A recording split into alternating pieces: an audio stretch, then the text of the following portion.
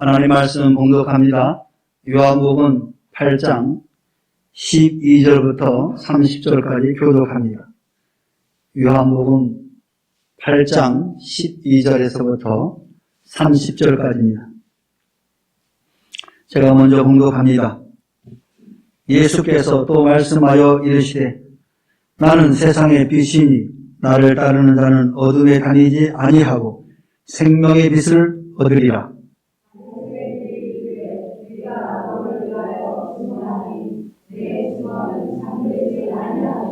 예수께서 대답하여 이르시되 내가 나를 위하여 증언하여도 내 증언이 참되니 나는 내가 어디서 오며 어디로 가는 것을 알거니와 너희는 내가 어디서 오며 어디로 가는 것을 알지 못하느니라.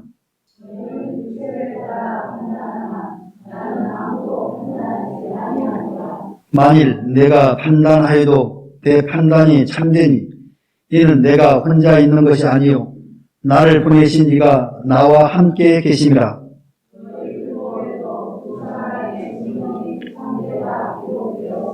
내가 나를 위하여 증언하는 자가 되고 나를 보내신 아버지도 나를 위하여 증언하시느니라.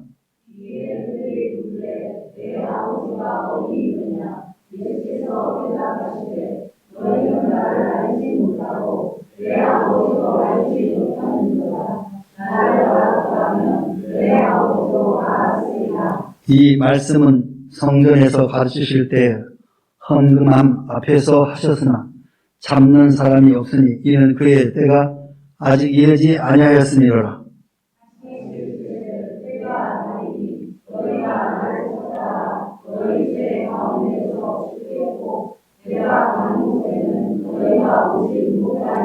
유대인들이 이르되 그가 말하기를 내가 가는 곳에는 너희가 오지 못하리라 하니 그가 자결하려는가?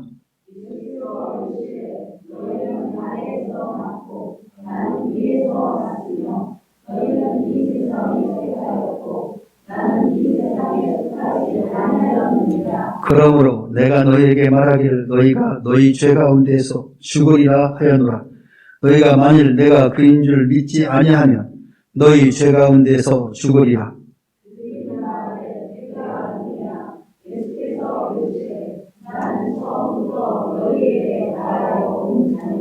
내가 너희에게 대하여 말하고 판단할 것이 많으나 나를 보내신 이가 참되심에 내가 그에게 들은 그것을 세상에 말하노라 하시되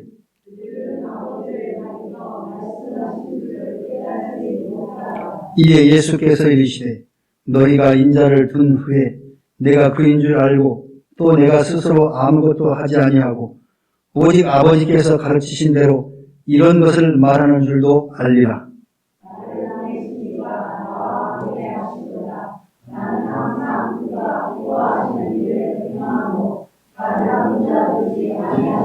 같이 이 말씀을 하시니 많은 사람이 믿더라.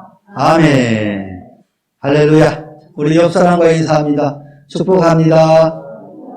사랑합니다. 예수님은 누구이십니까? 예수님은 누구신가? 병든 자의 치료자. 또?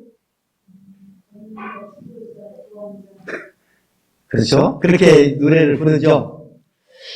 자, 오늘 본문에서는 예수님을 빛이다라고 말씀하고 있어요. 성경에는 빛에 대해서 셀 수 없을 만큼 많이 거론되고 있습니다. 그 빛은 한결같이 예수 그리스도를 지칭하고 있습니다. 오늘 본문에서도 예수님을 세상의 빛이다라고 말씀하고 있어요. 예수님 자신이 자신을 빛이라고 소개하고 있습니다. 그 빛은 일반적인 빛이 아니라 세상을 비추는 빛이며 생명을 주시는 빛이다라고 소개를 하고 있어요. 그러므로 자신을 따르는 자들은 어둠에 다니지 아니하고 생명의 빛, 즉 우리를 삶을 살리는 그런 은혜를 얻을 것이다 라고 말씀하고 계십니다. 이 세상에는 낮과 밤이 있듯이 빛과 어둠이 존재하게 됩니다. 어둠은 빛이 나타나면 사라지듯이 이 세상에 예수님이 오셨으므로 사단은 물러가게 되는 것입니다. 예수님이 이 땅에 오시기 전까지는 이 세상 사단의 권세 아래에 있어서 사단이 주관하고 있었습니다. 그러나 예수님이 온 이후에는 예수님이 주관자가 되신 것입니다. 왜냐하면 빛이기 때문에 그렇습니다. 빛이 이 땅에 오심으로 어둠을 상징하는 사단은 떠나갈 수밖에 없는 것입니다. 그래서 우리 마음에 예수님이 계시면 이전에 우리 마음을 주관했던 악한 사단은 떠나가게 되는 겁니다. 여러분의 가정에 예수님을 모시지 않았을 때는 사단이 주관자가 되었었는데 예수님을 모시는 가정은 주님이 주관자가 되는 것입니다. 빛이 들어옴으로 어둠은 사라지게 된 것입니다. 여러분 믿습니까? 여러분 가정에 빛이 충만한 걸 믿습니까? 어둠은 사라졌습니까? 아니잖아요. 여전히 어둠이 있잖아요. 근심도 있고 걱정도 있고 염려도 있고 때로는 질병도 있고 고통이 있잖아요. 빛과 어둠은 양면성이 있습니다. 빛이 점점 어둠을 이루면 뭐가 스며들어요? 어둠이 들어오게 되어 있습니다. 여기 있는 불을 다 끄면 어둠이 와. 볼 수가 없어요. 넘어지고 부딪히고 깨지고 아픔이 오죠. 그러나 이 불이 다 켜지면 볼 수가 있기 때문에 넘어지지 않고 다치지도 않고 고통도 없죠. 오늘 우리가 이 땅을 살아가는 24시간 365일 예수 그리스도의 빛으로 늘 풍성한 사람은 그런 고통이 있지 않죠. 그런데 아까 우리 찬양에도 이야기했지만 우리 연약하고 부족하다 보니까 예수님이 충만하게 성령으로 우리 가정을 비추지 않을 때 어둠이 슬며시 들어오게 됩니다. 그때 우리에게 고통을 주고 아픔을 주고 근심과 염려를 줍니다. 그럼 어떻게 해야 돼요? 그러니 하고 살아야 됩니까? 그것을 물리치려면 어떻게 합니까? 여러분이 아무리 그 사탄에게 떠나가라고 소리를 쳐도 사탄은 떠나가지 않습니다. 왜? 이 세상의 주관자는 사탄이거든요. 그래서 누가 오시면 사탄이 떠나간다고요? 예수 그리스도가 우리 심령 안에, 우리 가정에 빛으로 오시면 사단은 떠나가게 됩니다. 어둠은 사라지게 되는 거예요. 혹여나 여러분 가정에 어둠의 그늘이 있거든 예수의 이름으로 여러분 다 떨쳐버리시길 바랍니다. 그 길밖에 없어요. 여러분의 힘으로 안 돼요. 여러분의 지력으로 안 돼요. 여러분의 능력? 천만의 말씀. 사단이 여러분 더 능력이 있거든요. 왜? 사단은 영적인 존재거든요. 시 공간을 초월해요. 여러분은 시 공간을 초월할 수 없잖아요. 근데 사단은 시 공간을 초월해서 우리를 장악할 수 있는 능력이 있습니다. 그래서 여러분의 능력으로는 결코 그 존재를 물리칠 수가 없습니다. 누구의 힘을 빌려야 된다? 예수 그리스도. 오늘 예수님께서 그 말씀을 하신 거예요. 내가 빛이라는 거예요. 그러니까 너희들이 나를 받아들이고 수용하면 어둠은 떠나게 해두고 뭐라고 했어요? 예수 그리스도를 따르는 자는 생명의 빛을 얻게 된다고 말씀하신 거예요. 그래서 우리는 예수를 구주로 영접하는 그 순간부터 생명을 이미 얻은 거예요. 그래서 나는 생명 있는 자. 생명 있는 자. 그러나 오늘 본문에 등장하는 유대인들은 예수님의 이 귀중한 이 진리를 이 말씀을 깨닫지 못해요. 무슨 이상한 소리를 하고 있다.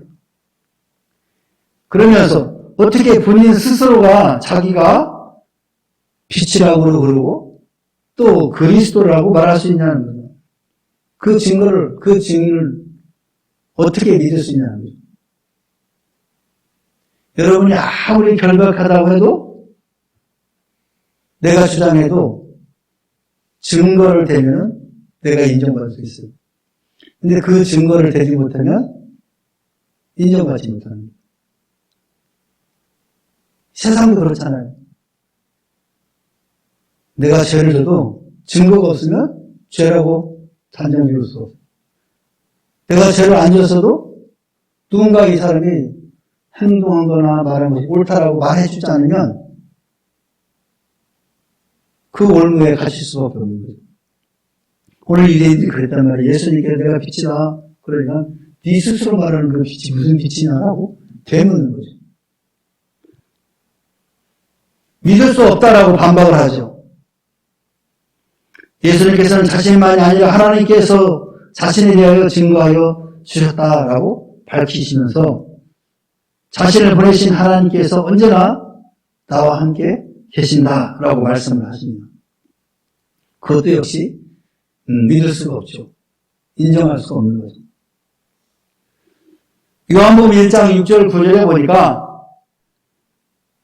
사도 요한은 이렇게 말씀하고 있어요. 하나님께로부터 보내심을 받은 사람이 있으니 그 이름은 요한이라. 이 요한은 세례 요한을 말하는 겁니다. 사도 요한이 세례 요한에 대해서 이야기를 하는 겁니다. 그가 증언하러 왔으니 곧 빛에 대하여 증언하고 모든 사람이 자기로 말미암아 믿게 하려 함이라. 그는 이 빛이 아니요 이 빛에 대하여 증언하러 온 자다. 사도 요한이 왜 세례 요한을 들어서 이야기를 했느냐. 당시에 세례 요한은 선지자로 인정하기 때문이었습니다. 그러니까 예수님 자신이 말하는 것은 인정할 수 없지만 사도 요한은 여러분이 인정하는 세례 요한이 증언한 것이 있다. 그게 뭐냐? 내가 하나님께 보내심을 받은 사람이 있다라는 것. 그 사람이 누구냐? 바로 빛으로 오신 분이다. 그 빛이 누구냐? 예수 그리스도. 이미 알고 있는 사실을 가져와서 지금 설명하고 있는 거예요. 이제 대학원에 가면은 이제 박사 논문을 씁니다. 요새는 석사 논문 쓰지 않죠. 옛날에 석사 논문 많이 썼는데 지금은 석사 논문을 쓰지 않고 박사 논문을 쓰거든요. 근데 이 논문을 쓰는 사람들이 오해를 하는 게 있어. 아, 논문 쓰면 뭐 새로운 걸 내가 좀 써야지. 좀 희귀적인 걸 써야지. 하고 주제를 가지고 옵니다. 그럼 제가 다 캔슬 시킵니다. 왜 그런 줄 아세요? 자기의 주장을 뒷받침할 수 있는 그런 증거들이 있어야 되잖아요. 오늘 여기 말한 것처럼 사도 요한이 예수님이 있지라는 사실을 세례 요한에 말하는 것을 가지고 와서 지금 이야기하는 것이 인정되는 거잖아요. 논문 쓰는 사람들이 막 새로운 걸 쓰려고 막 머리를 쌤하고 오는데 다 필요 없어. 그 누가 인정하냐고. 이거 네 말이잖아. 근데 이걸 누가 인정하냐. 안 된다는 거예요. 그래서 네 말을 주장하고 싶으면 박사학위 받은 다음에 해라 그래요. 박사학위라는 게 뭐냐? 네가 글을 쓸 수 있다라고 국가에서 인정해 주는 것이 박사학위다.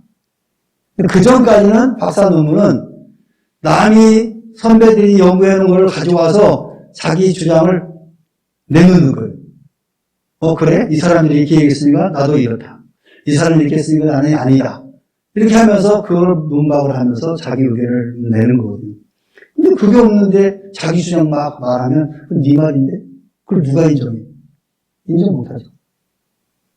오늘 예수님 자신이 그렇게 자기가 빛이라고 이야기를 하는데 오늘 이 요한복음의 저자인 사도 요한은 바로 선지자 세례 요한에 가까이 동시대에 살았던 그 사람의 증언을 가지고 이야기를 하는 거예요.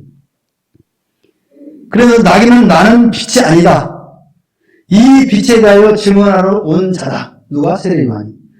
참 빛 곧 세상에 와서 각 사람에게 비추는 빛이 있었나니 그분이 바로 예수다. 그 얘기를 지금 하는 거예요. 그러면서 요한복음 11장 10절에는 밤에 다니면 빛이 그 사람 안에 없으므로 실족한다. 예수 그리스도가 우리 안에 없으면 그 사람은 실족할 수밖에 없다. 또 이사야 60장 1절에 보면 일어나라 빛을 발하라 이는 내 빛이 이르렀고 여호와의 영광이 내 위에 임하였느니라. 여호와 하나님께서 이사야에게 주시는 말씀이에요. 너희 머리 위에 빛이 임했다. 그 빛은 성령입니다. 그러니까 내가 너에게 하는 말을 전해라. 지금 그 얘기거든요. 구약이나 신약에 걸쳐서 구약에서 그 빛은 바로 성령을 의미하게 돼요. 푸누마. 신, 하나님의 신. 빛이 임했다는 것은 하나님의 신이 임했다라고 보편적으로 써요. 그 하나님의 빛이 신약에 와서는 예수 그리스도가 성자 예수 그리스도 빛으로 이 땅에 오셨다라고 사도 요한이 1장에 언급하고 있는 거예요.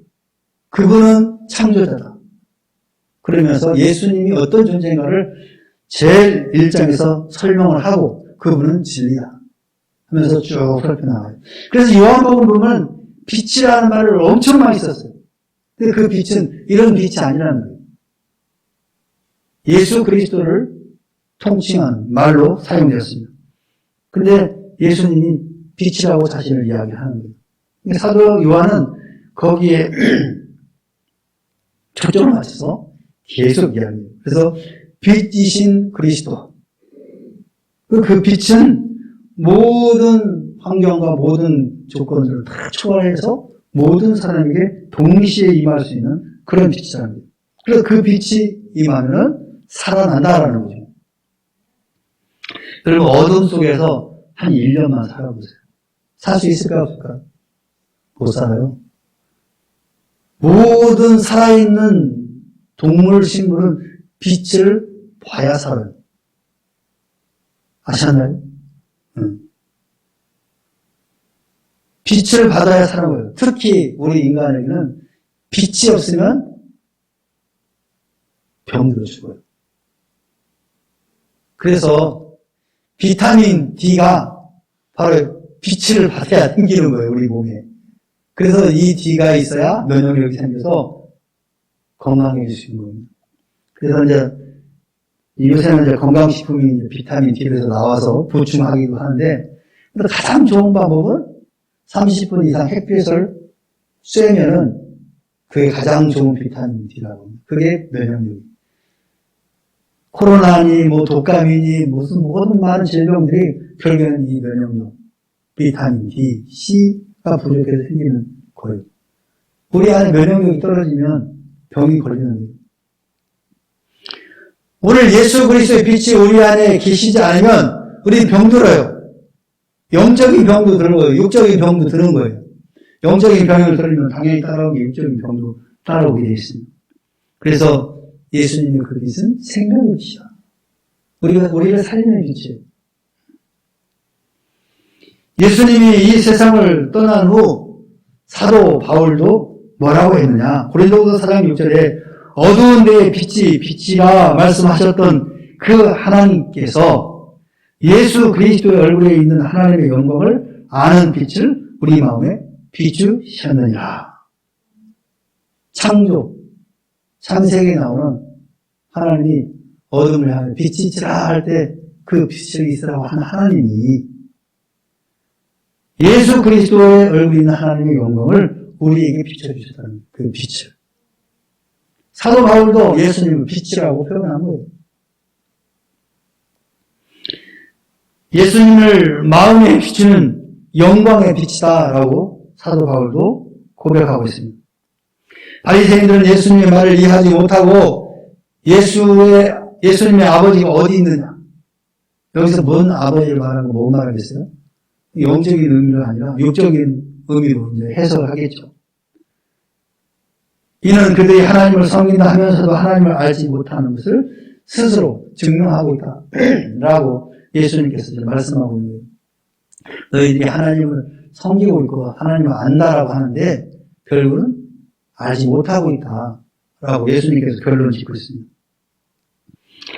그 다음에 예수님께서 자기를 증거하게 진리다라고 말을 합니다. 진리.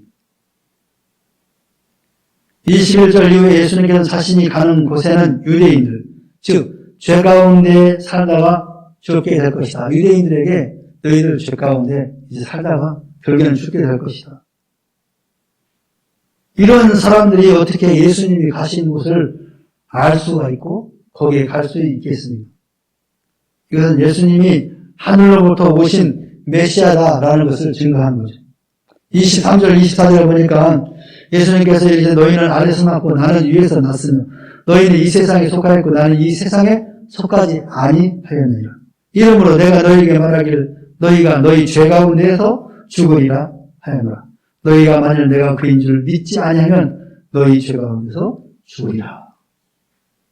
예수 그리스도를 믿지 않는 사람은 죄 가운데서 죽게 될 것이다 라고 말씀하신 거예요. 예수님의 이 증거를 이해하지 못하고 믿지 못하는 이 유대인들에 대해서 예수님께서 자신을 믿지 아니하는 자는 죄 가운데서 죽게 될 것이다. 예수 그리스도를 믿는 자는 죄 사함을 받고 영생을 얻는다는 것과 반대로 예수님을 믿지 아니하면 죄 가운데서 죽게 된다는 것. 이거는 예수님이 말씀하신 게 아니고 아담과 하와가 죄를 지을 때 너는 정령 죽으리라 말씀하셨잖아요. 그 말씀이에요. 죄 가운데 있는 사람은 결론은 죽을 수밖에 없는 거죠. 근데 그 죄인을 살리기 위해서 예수님이 오셨기 때문에 그 예수님을 너희가 믿지 않으면 죽게 된다. 그 얘기예요. 당연한 일이에요.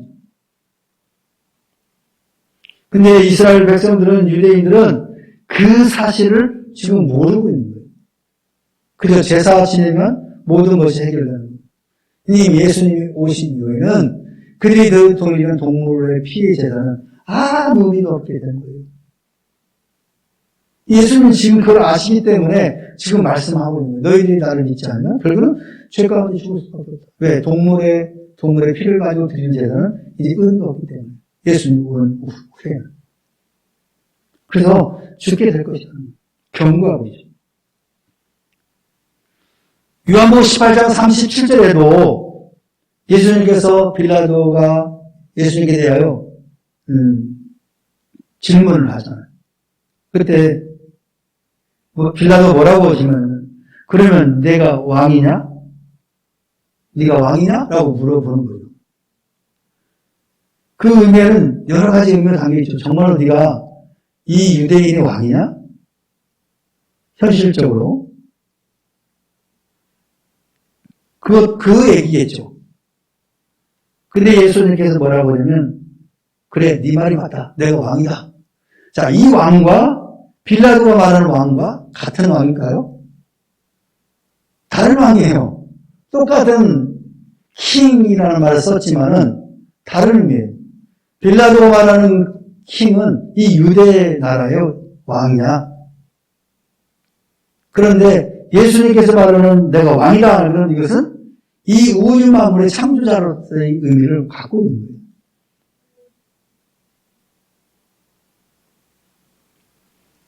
내가 이를 위하여 태어났으며 이를 위하여 세상에 왔다. 그리고 예수님이 그 조그마한 유대 나라의 왕으로 빌라도 해석을 왕이라고 했다면 오늘 우리에게 무슨 의미가 있습니까? 그죠? 그런데 예수님께서 그 이어서 말하는 거냐? 내가 이를 위하여 태어났으며 이를 위하여 세상에 왔다. 그리고 진리에 대하여 증언하려 한다. 진리를 내가 선포하기 위해서 이 땅에 온 겁니다. 그 의미는 세상에서 말하는 그 왕으로 온 것이 아니라 진리를 선포하고 그 진리를 통해서 많은 사람들을 구원하시고자 하는 목적을 갖고 오셨다는 겁니다. 그러면서 진리에 속한 자는 내 소리를 듣느니라. 진리에 속하는 사람들은 내 소리를 듣는다.